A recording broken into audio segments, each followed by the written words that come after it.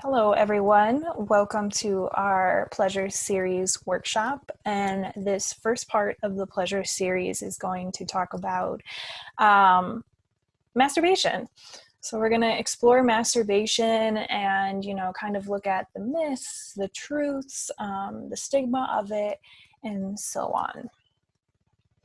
So the purpose of this workshop or presentation is to explore masturbation as an act of self-love, pleasure, and a tool of empowerment.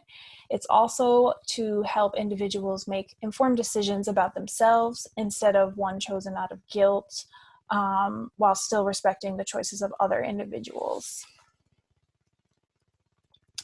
Our agenda is challenging myths and messages we've internalized, navigating a piece of the guilt and the shame that comes with masturbation, as well as describe potential benefits and different uses of masturbation. And this was a quote that I found that I thought really speaks true to what we're talking about today.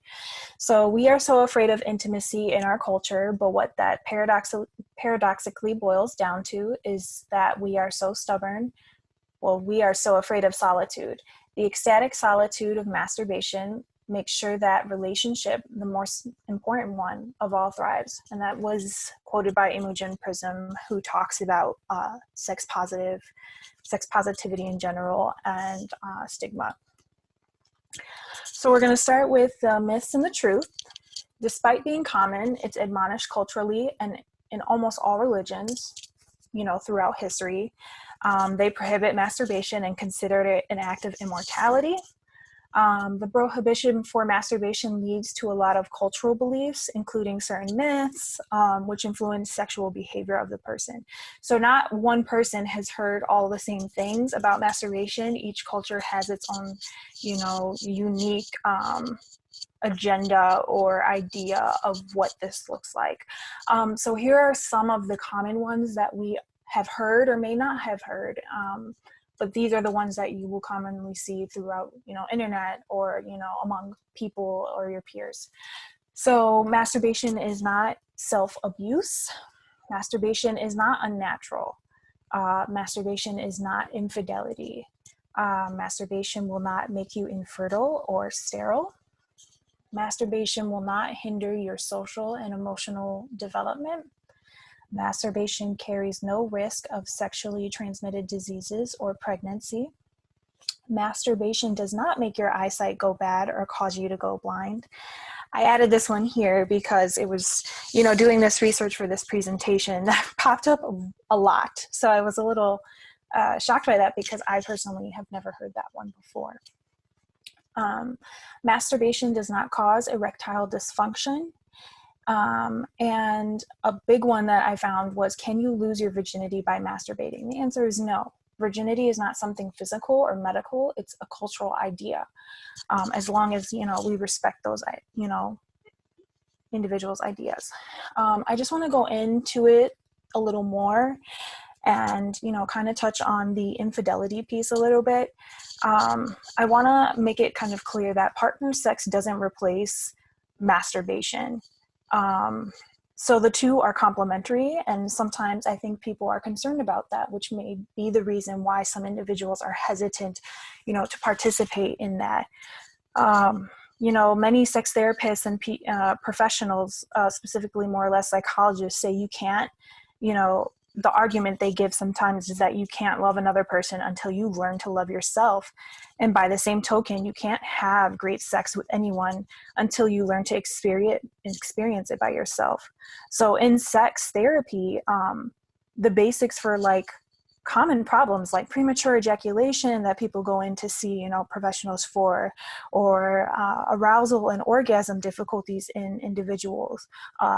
Masturbation is actually recommended by these professionals. It's a fundamental part of the treatment. So that's just a little fun factoid. And then I also want to touch on the whole partner piece a little bit. The second part of our series, we'll talk about that. Takesha will be presenting it tomorrow. But we still need to acknowledge, masturbation can still cause relationship problems. people can attach to it differently. So two partners can attach different meanings to masturbation. I'm not trying to generalize at all, but some individuals may think masturbation is simply a way to enjoy and relax yourself, and it's self-soothing. But there can be partners who see that as like it's a type of infidelity, or that this partner is not fulfilling the other partner's needs. So that's something that you should really check in with your partner about what masturbation means to them. But at the same token, just still acknowledge that everyone has the right to essentially solo sex. And, if your partner is prohibiting it, a further discussion needs to be had about that.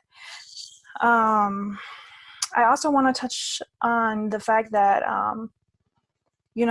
people, what I've seen in the research is that frequent masturbation is said to reduce interest in the partner sex, like actual sex rather than masturbation. And going back to this whole idea of having a discussion, partners in committed relationships need to work out sexual frequencies so they can be comfortable with it and they're on the same page. And just work masturbation in that or around that. It doesn't need to be communicated thoroughly, if it's something that's personal to you, but as long as you guys have a mutual understanding. I'm sorry, I want to touch on one more thing. This one, masturbation carries no risk of sexually transmitted diseases or pregnancy. If you're masturbating with your partner and only touching your own genitals and not your partner's genitals, then there's no real risk of STI transmission or pregnancy. There's a toy piece that needs to be addressed, and that's you need to make sure that you're sterilizing or sanitizing your toys, or even using a condom with your toys if you're sharing them, to prevent the development of STIs, so like bacterial vaginosis or, any other STIs, but that's a common one when individuals are using toys and one of the partners is female.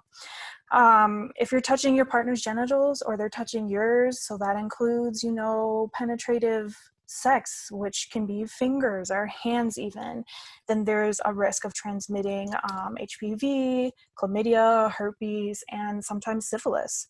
So obviously the risk increases when you have more parts of your body in an actual orifice of some sort. So that's just something to be mindful of. I know it says masturbation carries no risk of STIs or STDs or pregnancy, but when you're participating in mutual masturbation, it's just something to be mindful of. All right, going into guilt and shame. People who have sexual reservations, or let's say like hang-ups, like, I don't know, have likely heard many negative messages from their friends, family, or even religious institutions about masturbation. These messages are difficult to change, but it's not impossible. So, of course, some of the common ones that we've heard, from our socially constructed society is, I'm sure many individuals who identify as women have heard, keep your legs closed, don't you dare get pregnant, and don't talk about sex. It's unladylike. And then, of course, many of us have heard it's dirty, raunchy, shameful, and forbidden. And then, of course, the last one, unhealthy and sinful. And so Gracie Obushewitz, she's a self-care coach, and also, I believe she hosts various types of sex therapy workshops per se. And I thought this quote was, worthy to put in the slide. Many individuals are deeply afraid of their own pleasure. That's most likely because it's so powerful, which can be overwhelming. So really, I just want to say that society echoes these sentiments by simultaneously pertaining to women, by simultaneously selling women's sexuality and condemning women for being open about it.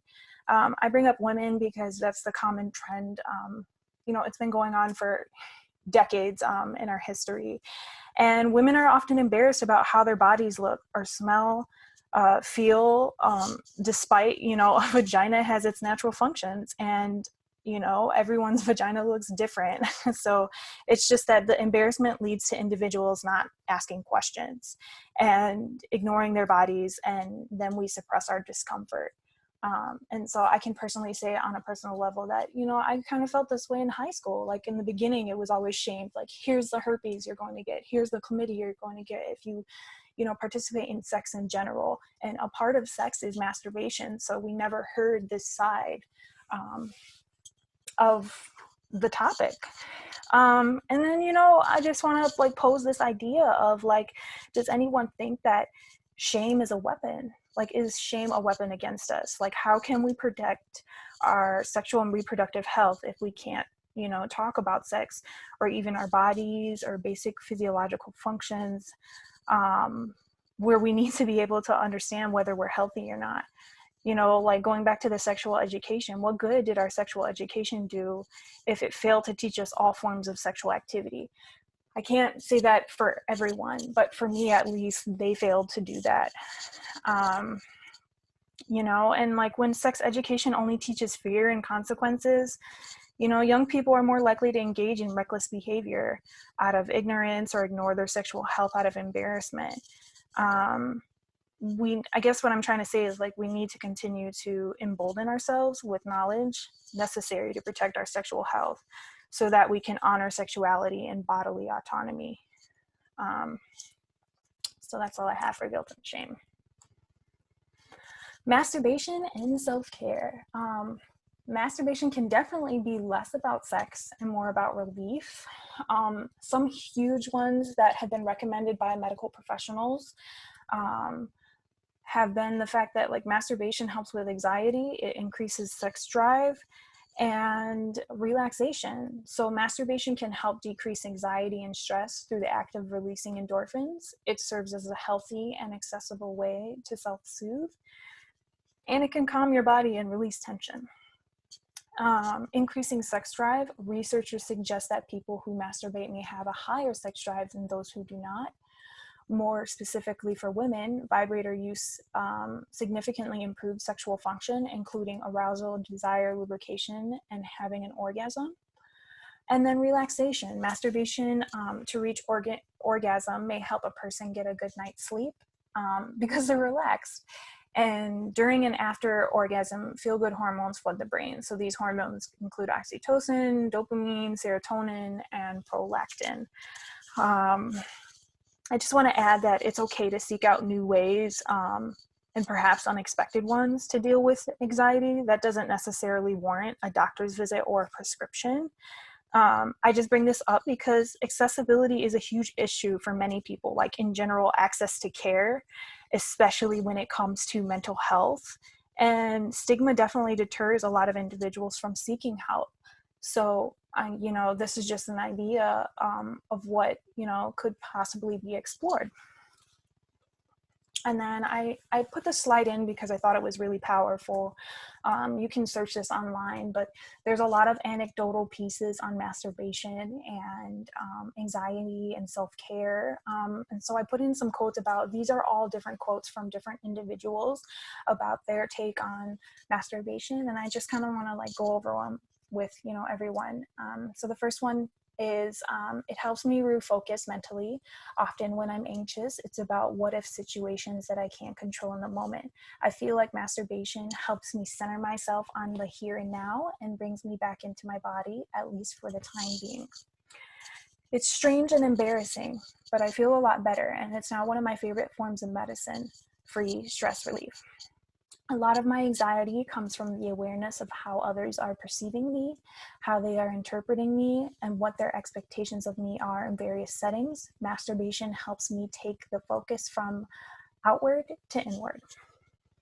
I find that being physical in general helps anxiety, moving around, working out, getting into nature. Masturbating is an extension of that.